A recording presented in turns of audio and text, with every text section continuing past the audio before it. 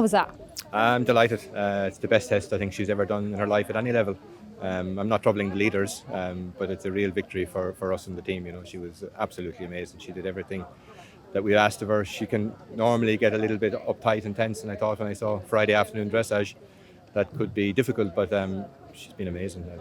I can't believe it. Quite frankly, you know, she's perfect. And how's her cross country? Will that track suit her?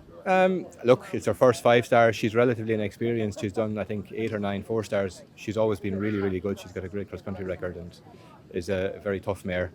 But you know, this is a different kettle of fish. It's as big as she'll have ever seen.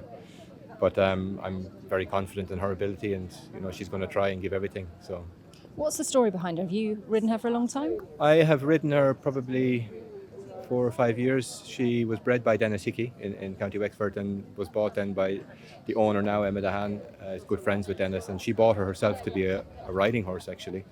And she was a little bit sharp and a bit tricky, and she passed her over to me. Or Nick Lucy actually started her for a year, and then she came to me. But it's an interesting one. She's out of a thoroughbred mare, and her sister is a 5-star show jumper. She was second in the Grand Prix in Dublin last month, so it's a big occasion for the breeder, Dennis Hickey. Decent breeding. And why is Burghley so special? I think it's the pinnacle of eventing in the world. Everybody recognises Burghley as the toughest and the top level. It's a very different animal to championships and Olympics now. And everybody knows our sport is questioning itself a little bit, but I think this is a wonderful showcase for eventing, and we see great combinations here, and hopefully tomorrow we can show that again. Can you just develop on that? You say, this sport's questioning itself a little bit. What do you mean by that?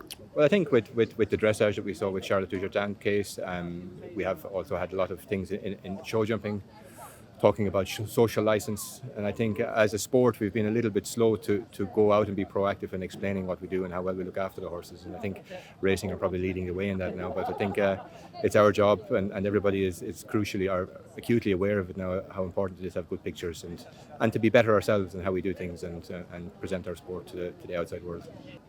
So there were a lot of journalists out in Paris who were asking whether horse welfare is an endemic issue. What are your thoughts on that?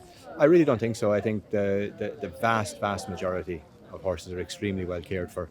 And I think, it is relatively new sport in historical terms. I think we're learning as we go, and we have to stay open to learning and explain what we're doing, and sometimes put our hands up and say we've made mistakes.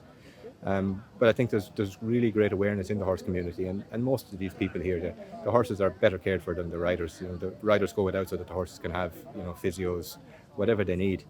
But I think the onus is on us to keep promoting it in the best possible light. And finally, just how important is it to establish a really strong relationship with your horse in a sport like eventing and competing here around such a big track? I think it's everything. I think if you haven't got that partnership which feeds through all the disciplines, I think this is the ultimate test of horse and rider partnership eventing, and here is the very, very tip of that. Manifestation of that is here. If you can get a horse here to complete at Burghley, you have a very strong partnership with your horse. I mean, you've been out there, you've seen those jumps. The horse has to believe in you. You have to believe in your horse, and it takes training over 5, 6, 7 years to get them to this level. So it's all about partnership.